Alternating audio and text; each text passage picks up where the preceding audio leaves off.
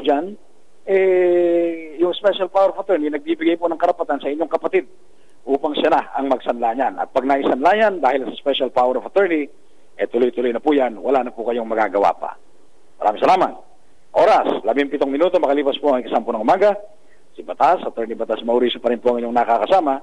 At patuloy po tayong tumutugon sa inyong mga problemang legal. Hanggang mamayang alas 10:30 po tayo. At maaari pa rin po kayo mag-text ng inyong mga katanungan o di kaya ng inyong mga pagbati kay Attorney Batas Mauricio sa 0922-833-4396. 0922-833-4396. Galing po ito ng 09285-8077. Ayan.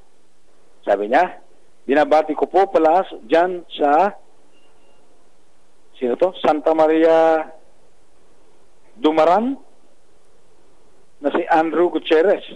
Justin, it's my name. Ha. Justin, maraming salamat sa iyong itinitext sa amin. Ha? Alright, tuloy-tuloy po tayo. Galing naman po ito ng 0919-273-5903. Attorney Batas, magandang umaga po. Magtatanong lang po ako kung sakasakali po ba na nais naming mag-ampon ng isang bata. Kami po ay nasa abroad. Papayagan po ba kami ng mga hukuman dyan sa Pilipinas? Nandiyan po sa bata. Nandiyan po sa Pilipinas ang bata. Kami po ay nasa abroad at kami po ang gustong mag-ampon. Pero sa ilalim po ng dalawang umiiral na batas sa Pilipinas, yan po yung Domestic Adoption Act of 1988 at saka po yung Inter-Country Adoption Law na umiiral sa bansang Pilipinas ngayon. Maliwanag po na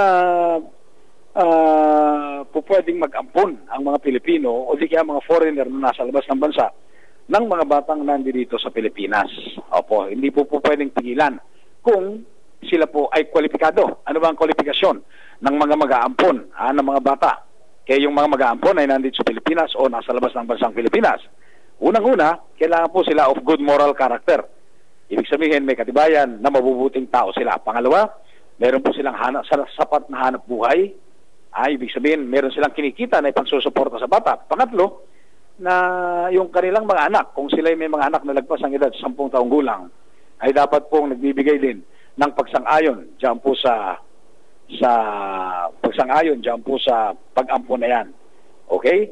Kung nariyan po yung mga kwalifikasyon na yan, kaya nasa abroad kayo o nasa bansang Pilipinas, pari po kayo na magkaroon ng karapatang umampon ng mga batang nandito sa Pilipinas.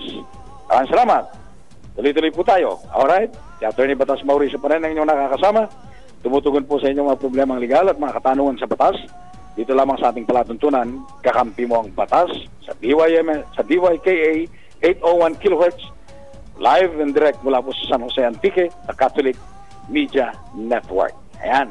Ang palatuntunan ito, araw-araw napapakinggan, Lunes hanggang Biyernes, alas 10 ng umaga.